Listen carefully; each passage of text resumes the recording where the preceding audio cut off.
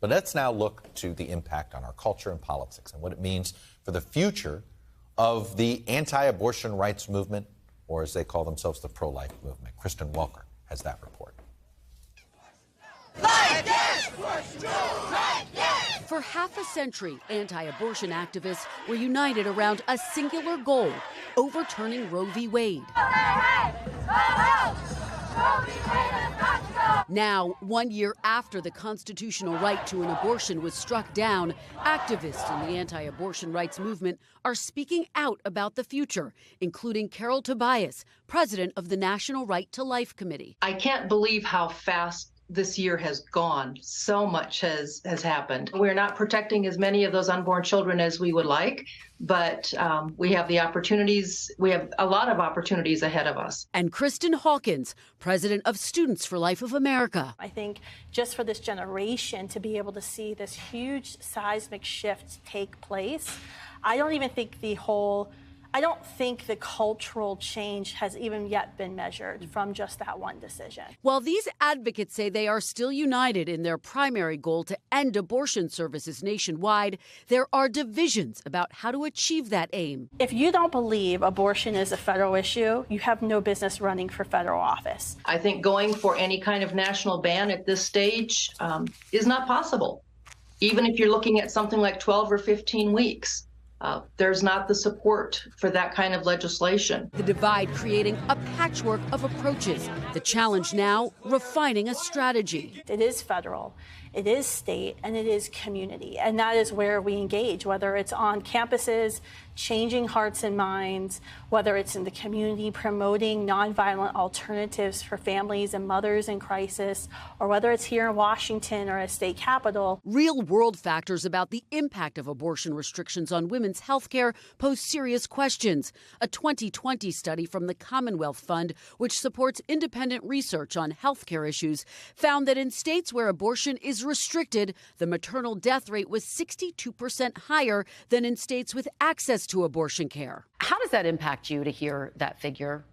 I'm appalled that the numbers are as high as they are in the United States. We need to do better, but that does not justify or cannot be used as an excuse to kill more unborn children. Meanwhile, organizers like Mark Dickson are fighting at the grassroots level. The overturning of Roe v. Wade did not slow down my life.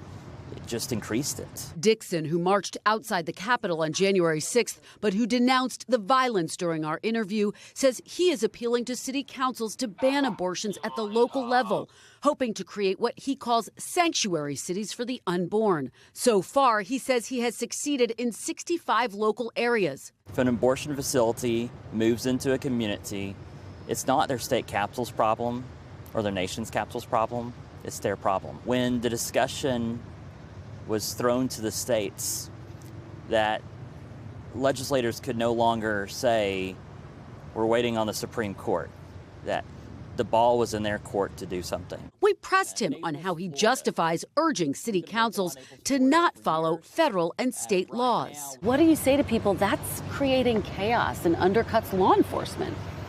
I don't think it creates chaos at all, because the very heart of what these ordinances and laws are being used for, it's to protect innocent human life. Dickson's latest target, Snowflake, Arizona, population 6,300. Abortion is already illegal in Arizona after 15 weeks. It's really a religious community. We all believe in the right for life.